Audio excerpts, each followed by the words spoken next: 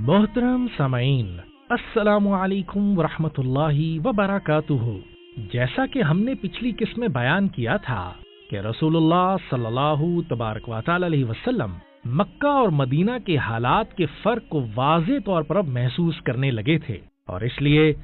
आप सल्लल्लाहु अलैहि वसल्लम इस नतीजे पर पहुंचे कि अगर हिजरत करके मदीना जाया जाए और मक्का के मुसलमान मदीना में अपने भाइयों के साथ रहें तो उन्हें अमन और तहफ़्फ़ुज़ भी हासिल होगा और वो कुरैश की ज़्यादतियों और मज़ालिम से भी महफूज हो जाएंगे और फिर वो दावत की तरफ अपनी तवज्जो पूरी तरह मरकूज कर पाएंगे और इस तरह अमली मरहले में भी दाखिल हो जाएंगे जो कि इस्लाम को नाफिज करने और इस्लाम की दावत को एक रियासत की कुव्वत और इक़्तिदार के जरिए आगे ले जाने का मरहला था। यही हिजरत का सबब था। इसके अलावा हिजरत का कोई और सबब न था। ये बैसते नबवी के 12वें साल यानी 622 हिजरी की बात है। मक्का में जमा होने वाले हाजियों की तादाद अब काफी थी और इनमें मदीना से आने वाले 75 मुसलमान भी थे, जिनमें से 2 औरतें भी थीं। आप सल्लल्लाहु अलैहि वसल्लम ने इन लोगों से राजदारी से राब्ता किया और इनसे एक और बैत के बारे में बात की जो महज दावत को फैलाने और मसाइब पर सब्र करने पर न थी, बल्कि इसके बड़े 2 रस नताइज थे। ये एक ऐसी बैत थी जो अरब में एक ऐसी रियासत का संगे बुनियाद बने जिसकी बुनियाद इस्लाम पर हो और मोहम्मद सल्लल्लाहु अलैहि वसल्लम उस रियासत के सरबराह हों और बैत करने वाले लोग उसकी हिफाजत का अव्वलीन जरिया भी हों और वो इस्लाम के पैगाम को पूरी इंसानियत तक लेकर जाएं और इस्लामी दावत के फैलाव और इस्लामी अहकाम के नफाज की राय में आने वाली हर रुकावट को मादी कुव्वत से हटा दे। अल्लाह जल्ल जलालहू के रसूल मोहम्मद सल्लल्लाहु अलैहि वसल्लम ने मदीना के मुसलमानों से मिलने का इरादा जाहिर किया ताकि वो उनसे ऐसी बैत के मुताल्लिक बात कर सकें और ये देख सकें कि आया मदीना के लोग इस जिम्मेदारी को उठाने के लिए तैयार हैं भी कि नहीं। मदीना के मुसलमानों ने रात के वक्त आप सल्लल्लाहु अलैहि वसल्लम से उक़बा के मकाम पर मिलने का वादा किया। आप सल्लल्लाहु अलैहि वसल्लम ने उन्हें हदायत दी कि जब वो आएं तो किसी सोते को ना उठाएं और ना किसी गैर हाजिर शख्स का इंतजार किया जाए। इस हदायत का मकसद सिर्फ ये था कि सिर्फ वही लोग इस हिस्सास मामले पर गुफ्तगू करने के लिए पहुंचे कि जिन्हें बुलाया जा रहा, ना कि वो जिन्हें नहीं बुलाया जा रहा। जब 1/3 रात गुजर गई तो वो लोग बड़ी एहतियात से उक़बा की तरफ आप सल्लल्लाहु अलैहि वसल्लम से मुलाकात के लिए रवाना हुए। उनके साथ 2 नौजवान खवातीन भी थीं। ये लोग दबे पांव उक़बा के पहाड़ पर चढ़ कर गए ताकि उनका ये मामला राज ही रहे। उन लोगों ने वहां पहुंचकर आप सल्लल्लाहु अलैहि वसल्लम का इंतजार किया। रसूलुल्लाह सल्लल्लाहु अलैहि वसल्लम हजरत अब्बास रज़ियल्लाहु तआला अन्हु के साथ तशरीफ लाए जो कि उस वक्त तक ईमान नहीं लाए थे। हजरत अब्बास इसलिए भी साथ आए थे ताकि इत्मीनान कर लें कि उनके भतीजे यानी रसूलुल्लाह सल्लल्लाहु अलैहि वसल्लम किसी खतरे में तो नहीं पड़ रहे। और अब्बास रज़ियल्लाहु तआला अन्हु ने गुफ्तगू का आगाज भी किया और उन्होंने कहा, ऐ अहले खजरज, तुम्हें मालूम है ना कि रसूलुल्लाह सल्लल्लाहु अलैहि वसल्लम का हम में क्या मकाम है। हमने अपने ही लोगों से इनकी हिफाजत की है और वो भी इस बात से बखूबी वाकिफ है। रसूलुल्लाह सल्लल्लाहु अलैहि वसल्लम अपनी कौम में सबसे ज्यादा इज्जत और हिफाजत से रहते हैं, लेकिन उन्होंने ये फैसला किया है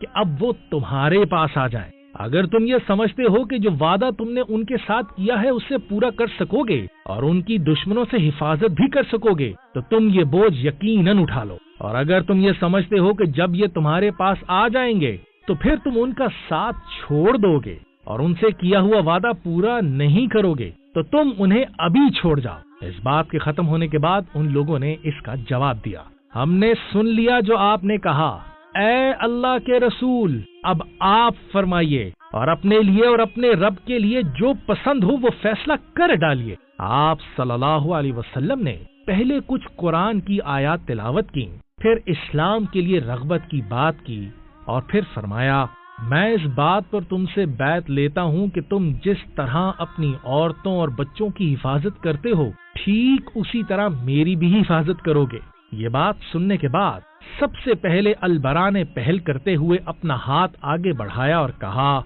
ऐ अल्लाह के रसूल, हम बैत करते हैं। अल्लाह की कसम, हम जंगजू कौम हैं और हमारे पास असलहा है जो हमें हमारे बाप दादा से विरसे में मिला है। अलबरा बैत के लिए हाथ बढ़ा चुके थे لیکن ابھی باقی لوگوں کے ذہنوں میں کچھ سوالات موجود تھے۔ جس طرح حضرت عباس رضی اللہ تعالیٰ عنہ کو اس بات کا خدشہ بھی تھا کہ کہیں مدینہ کے لوگ رسول اللہ صلی اللہ علیہ وسلم کو لے تو جائیں گے مگر بعد میں عربوں کے ساتھ لڑائی میں انہیں تنہا نہ چھوڑ جائیں۔ اسی طرح مدینہ کے لوگوں کو بھی یہ فکر مندی لاحق تھی کہ کہیں ایسا نہ ہو کہ محمد صلی اللہ علیہ وسلم ابھی تو ہمارے پاس آ جائیں لیکن بعد میں جب اسلام عرب پر غالب ہو جائے اور مکہ پر بھی اسلام کا جھنڈا لہرانے لگے تو آپ صلی اللہ علیہ وسلم انہیں چھوڑ کر واپس مکہ نہ چلے جائیں۔ چنانچہ اس سے پہلے کہ البرا کی بات ختم ہوتی، ایک شخص ابو الحیثم ابن التیہان بولا، اے اللہ کے رسول، ہمارے ساتھ یہودیوں کا معاہدہ ہے،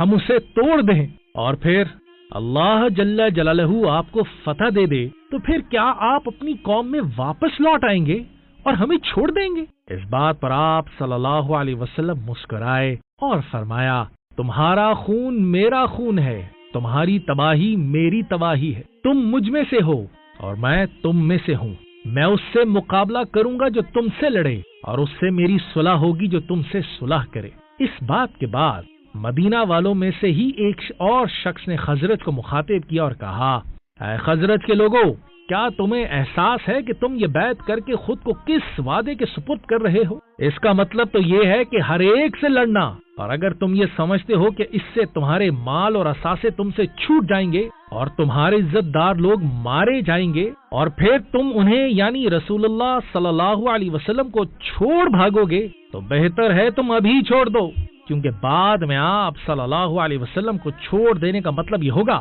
کہ دنیا اور آخرت میں شدید رسوائی اور ناکامی۔ لیکن اگر تمہیں یقین ہے کہ تم ان سے وفا کرو گے، چاہے تمہارے مال اور اثاثے لٹ جائیں اور تمہارے سردار مارے جائیں، تو پھر انہیں اپنے ساتھ ابھی لے چلو، اور اس میں تمہارے لیے دنیا اور آخرت دونوں جہانوں میں نفع ہی نفع ہے۔ اس پر سب لوگوں نے حامی بھری کہ وہ اپنے اموال کے لٹ جانے اور اشراف کے قتل ہو جانے پر فوقیت دیتے ہوئے آپ رضی اللہ تعالیٰ عنہ نے عرض کیا، اے اللہ کے رسول، اگر ہم آپ صلی اللہ علیہ وسلم سے وفا کریں تو ہمارے لیے اس وفا کا بدلہ کیا ہے؟ مدینہ کے لوگوں نے آپ صلی اللہ علیہ وسلم کا مطالبہ تسلیم کر لیا تھا، لیکن وہ اس کا صلہ معلوم کرنا چاہتے ہیں۔ اب رسول اللہ صلی اللہ علیہ وسلم کی باری تھی کہ وہ اس صلے کو بیان کر دیں جو اس تمام کے بدلے میں ان سب کو دیا جائے گا۔ اس پر رسول اللہ صلی اللہ تبارک و تعالی علیہ وسلم نے کیا جواب دیا، اسے ہم انشاءاللہ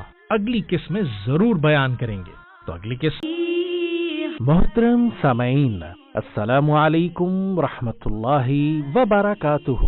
پروگرام سیرت النبی صلی اللہ تبارک و تعالی علیہ وسلم کے اس بابرکت سلسلے میں ہم آپ لوگوں کو ایک مرتبہ پھر خوش آمدید کہتے ہیں۔ پچھلی مرتبہ ہم عقبہ کے مقام پر مدینہ کو لوگوں اور نبی کریم صلی اللہ تبارک و تعالی علیہ وسلم کے درمیان ہونے والی دوسری بیعت کا واقعہ بیان کر رہے تھے۔ اس سے قبل ہم نے یہ بھی بیان کیا تھا کہ جب سے اللہ جل جلالہ کی طرف سے آپ صلی اللہ علیہ وسلم کو یہ حکم دیا گیا کہ آپ صلی اللہ علیہ وسلم دیگر قبائل کا رخ کریں، تو نبی کریم صلی اللہ تبارک و تعالی علیہ وسلم مسلسل مختلف قبیلوں کے سامنے اپنی پیشکش رکھی رہے تھے۔ آپ صلی اللہ تبارک و تعالی علیہ وسلم کی پیشکش مختلف قبیلوں نے ان پر مختلف جوابات دیے۔ ان میں سے کچھ قبیلے ایسے بھی تھے کہ جنہوں نے اس کے بدلے دنیاوی فائدے کا تقاضا بھی کیا، جیسا کہ قبیلہ بنو عامر بن صعصع نے کیا۔ اس قبیلے نے کہا تھا کہ ہم اس صورت میں آپ صلی اللہ تبارک و تعالی علیہ وسلم کی مدد اور حفاظت کرنے کے لیے تیار ہیں اگر آپ صلی اللہ علیہ وسلم کے بعد حکمرانی ہمارے ہاتھ میں ہی ہو۔ نبی کریم صلی اللہ تبارک و تعالی علیہ وسلم ایسا مادی سودا کسی بھی قبیلے سے کرنا نہیں چاہتے تھے۔ آپ صلی اللہ تبارک و تعالی علیہ وسلم یہ بھی چاہتے تھے کہ کچھ لوگ خالصتاً اللہ کی خاطر اس دین کی مدد اور نصرت کے لیے ہی آگے بڑھیں۔ چنانچہ جب مدینہ کے مسلمانوں کے سامنے نبی کریم صلی اللہ تبارک و تعالی علیہ وسلم نے عقبہ کی گھاٹی کی ملاقات کے دوران یہ معاملہ پیش کیا اور پھر ان کی طرف سے یہ سوال ہوا کہ اس تمام قربانی کے بدلے میں یا رسول اللہ ہمیں کیا ملے گا، تو تو آپ صلی اللہ تبارک و تعالی علیہ وسلم نے نہایت اطمینان اور اعتماد سے فرمایا جنت، اور سبحان اللہ، قربان جائیں انصار مدینہ کے ایمان پر کہ اگرچہ نبی کریم صلی اللہ تبارک و تعالی علیہ وسلم نے کسی دنیاوی فائدے کا وعدہ ان سے نہیں فرمایا تھا، کسی عہدے یا سرداری کا وعدہ بھی نہیں کیا تھا، بلکہ دین کی راہ میں جانے قربان کرنے اور اپنے گھر بار لٹانے کے بدلے میں جنت کا وعدہ فرمایا، اور انصار مدینہ نے نہایت رضا اور رغبت کے ساتھ یہ سوال اور یہ سودا قبول کر لیا۔ بس سب لوگوں نے اپنے ہاتھ بڑھا دیے اور یہ کہتے ہوئے بیعت کی، ہم یہ بیعت کرتے ہیں اور کہتے ہیں کہ ہم اللہ جل جلالہ کے رسول محمد صلی اللہ علیہ وسلم کی بیعت کرتے ہیں، اور کہ ہم آپ صلی اللہ علیہ وسلم کی بات سنیں گے اور اطاعت بھی کریں گے، خواہ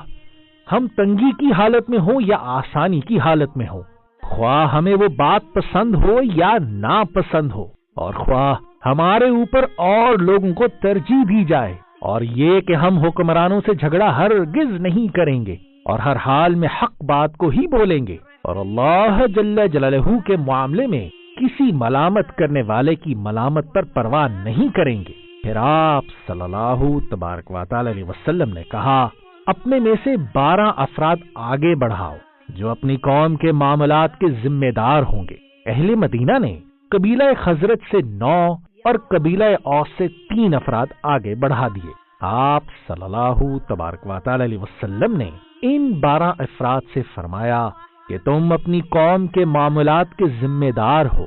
جس طرح عیسیٰ بن مریم علیہ السلام کے حواری ان کے ذمہ دار تھے، اور میں اپنی قوم کا ذمہ دار ہوں۔ محترم سامعین، معاہدہ مکمل ہو چکا تھا اور لوگ بکھرنے ہی والے تھے کہ ایک شخص نے مسلمانوں کو گھاٹی میں جمع دیکھ لیا۔ اس نے جھٹ سے ایک اونچی جگہ پر کھڑے ہو کر آواز لگائی کہ اے خیمے والو، محمد کو دیکھو، اس وقت وہ بد دینوں کے ساتھ ہیں اور تم سے لڑنے کے لیے جمع ہو گئے ہیں۔ اتنے میں عباس بن عبادہ بولے کہ اے اللہ کے نبی، اس ذات کی قسم جس نے آپ صلی اللہ علیہ وسلم کو حق کے ساتھ نبی بنا کر بھیجا ہے، اگر آپ چاہیں تو ہم کل اہل منا پر ہتھیاروں کے ساتھ حملہ آور نہ ہو جائیں۔ اس پر نبی کریم صلی اللہ تبارک و تعالی علیہ وسلم نے انہیں منع فرمایا اور کہا کہ ہمیں اس بات کا حکم ہرگز نہیں دیا گیا۔ نبی کریم صلی اللہ تبارک و تعالی علیہ وسلم کا یہ جملہ اس بات کو بیان کر رہا تھا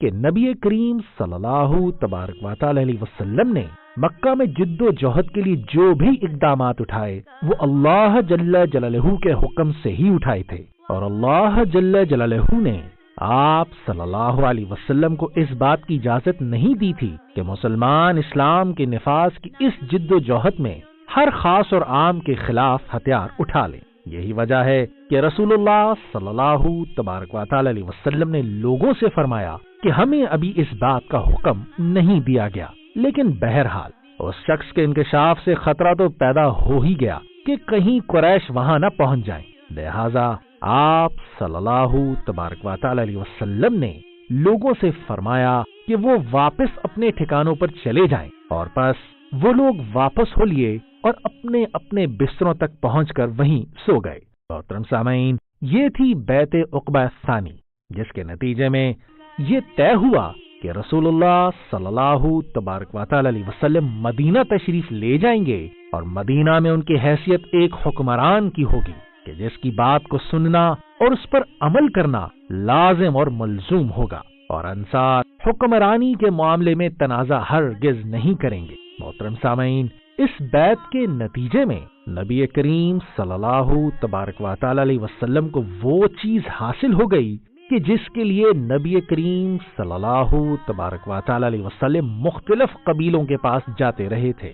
یعنی کوئی قبیلہ اسلام کے نفاذ کے لیے آپ کو مدد اور نصرت فراہم بھی کرے گا، اور اس نوزائیدہ اسلامی ریاست کا تحفظ اپنے ہتھیاروں اور جانوں سے بھی کرے گا۔ لیکن دوسری طرف اس بیعت کے معاملے کی بھنک قریش کو تو اب پڑ ہی چکی تھی۔ انہوں نے اس کے رد عمل میں اب کیا کیا، اسے ہم انشاءاللہ اگلی قسط میں ضرور بیان کریں گے، تو اگلی قسط سننا نہ بھولیے گا۔ اب تک کے لیے اتنا ہی۔